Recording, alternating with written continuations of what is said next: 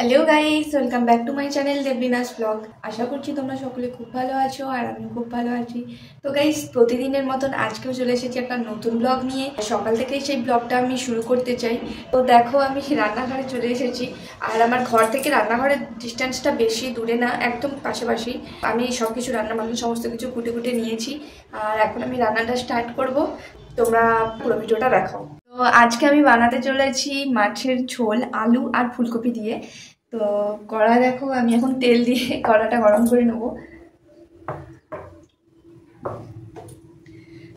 তো এই যে দেখো, এখন আলু ফুলকপি, তো এই আলু ফুলকপিটা আমি এখন ভেজে নেব।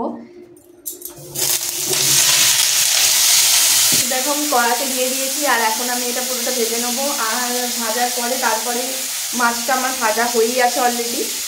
তো আমি এখন এটা নুন হলুদ দিয়ে ভেজে নেবো। তো এখন আমি নুন হলুদ দিয়ে আলু আর ফুলকপিটাকে আস্তে আস্তে ভেজে নিচ্ছি। আর এটা আমি আঁচটা একদম কম করে রেখেছি। তো আমি এখন এটা হালকা আঁচেই ভেজে নিচ্ছি। আর এটা হালকা হালকা লাল লাল হয়ে এলে, মানে ভাজা হয়ে আসলে, এটাকে আমি নামিয়ে দেবো। তো তোমাদেরকে বলি, আজকে আমি একটু দেরি করেই ঘুম থেকে উঠেছি, কিন্তু তাতেও কোনো অসুবিধা নেই, কারণ আমার বর আসবে সেই বিকেলবেলা। আর ওর আজকে মর্নিং শিফট, সো এত তাড়াতাড়ি রান্না বান্না করার কোনো তাড়াও নেই আমার। আমি তো সকালবেলা যখন উঠেছি তারপর ঘুম থেকে উঠে ব্রাশ করে নিয়ে কিছু টুকটাক খেয়ে নিয়েছি, আর খাওয়ার পরেই রান্নার কাজ জোগাড়ে লেগে গিয়েছি। তো ভাতটা এখনও হয়নি, তরকারিটা আগেই করে নিচ্ছি।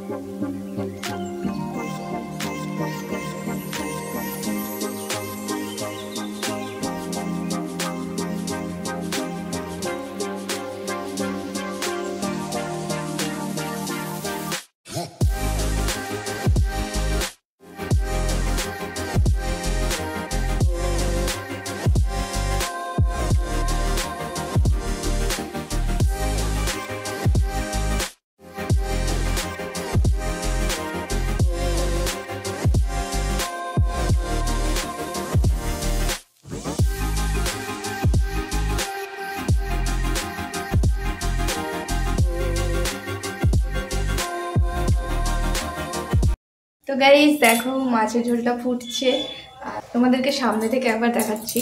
ঝোলটা এখন ফুটছে আর এটা হতে আর বেশিক্ষণ টাইম লাগবে না, 10 মিনিটের মধ্যে কমপ্লিট হয়ে যাবে রান্নাটা।